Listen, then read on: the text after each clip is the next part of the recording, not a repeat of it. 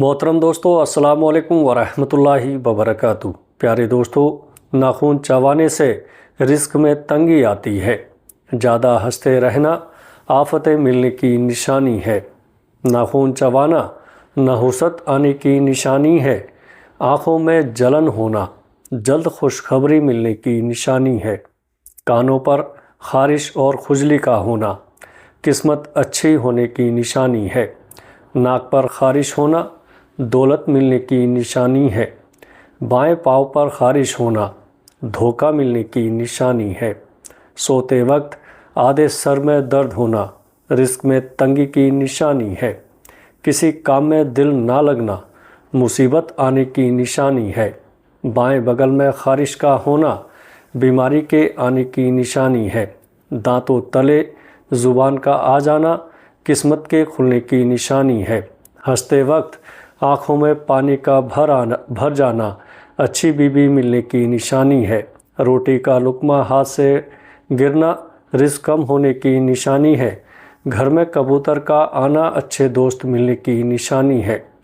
گھر میں سرخ چیٹیوں کا نکلنا مصیبت آنے کی نشانی ہے۔ گھر میں سانپ کا آ جانا نحوست آنے کی علامت ہے، یا پھر گھر میں سانپ کا نکل آنا اچانک دولت آنے کی نشانی ہے۔ کانوں کے اندر خارش کا ہونا یادداشت کم ہونے کی علامت ہے۔ جس گھر میں کالی بھیڑ موجود ہو وہ گھر بد نظری سے ہمیشہ بچا رہتا ہے۔ جس گھر میں کھجور کا درخت موجود ہو 100 سال تک غربت نہیں آتی۔ عورت کا بال کھول کر سونا گھر میں آسیب کی نشانی ہے۔ جس عورت کا منہ بڑا ہوتا ہے امیر بندے کو مفلس بنا دیتی ہے۔ نیند میں جھٹکے لگنا کبھی اچھے دن نہ آنے کی نشانی ہے۔ جس گھر میں روٹی پیٹ بھر کر کھائی جاتی ہے اس گھر پر رحمت کے دروازے بند رہتے ہیں۔ گھر میں حاملہ مورنی لے آنے سے گھر میں رزق بڑھنا شروع ہو جاتا ہے۔ کوے کے پروں کو گھر کے صحن میں لٹکانے سے گھر میں جنات اور عصیب نہیں آتے۔ برگد کا درخت گھر میں لگانے سے گھر میں کبھی غربت نہیں آتی۔ جو عورت جڑواں بچے پیدا کرتی ہے وہ کبھی غریب نہیں ہوتی۔ روٹی کھانے کے فوراً بعد چھینک آ جانا جلد دولت ملنے کی علامت ہے۔ چھینک آتے آتے رک جانا مہمانوں کے آنے کی علامت ہے۔ گھر میں مکڑی کا جالا بننا گھر میں برکت کے ختم ہونے کی علامت ہے۔ گھر میں بلی کا چوہے کو کھانا گھر میں غربت کے چلے جانے کی نشانی ہے۔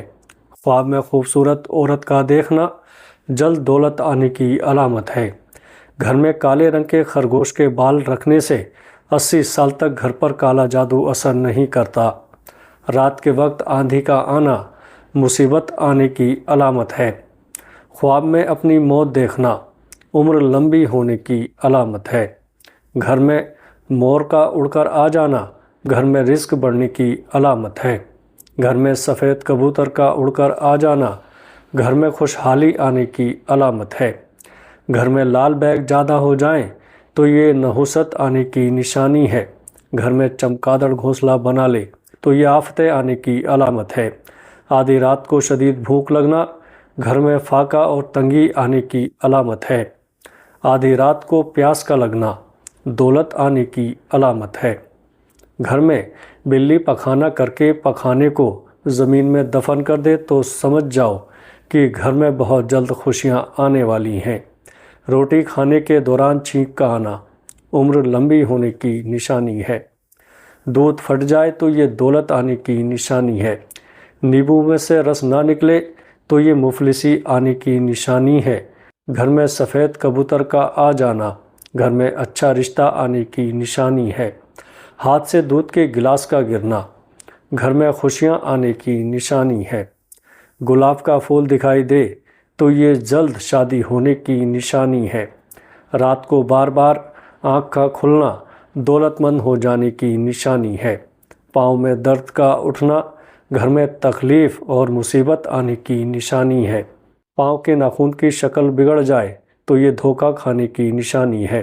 خواب میں بارش کا دیکھنا بے تحاشا خوشیاں پانے کی نشانی ہے۔ گھر میں سیاہ مکوڑے نکلنا گھر میں آسیب ہونے کی نشانی ہے۔ گھر میں گدھ کا آ جانا گھر میں کسی کی جلد موت ہو جانے کی نشانی ہے۔ اچانک بالوں کا گرنا گھر میں جنات کے آنے کی نشانی ہے۔ خربوزے کا پھیکا نکلنا بھاری نقصان ہو جانے کی نشانی ہے۔ ہاتھ سے پانی کا گلاس گرنا عقل بڑھ جانے کی نشانی ہے۔ گوشت کھاتے وقت دانت میں گوشت کا نہ پھنسنا مقدر کے کھل جانے کی نشانی ہے۔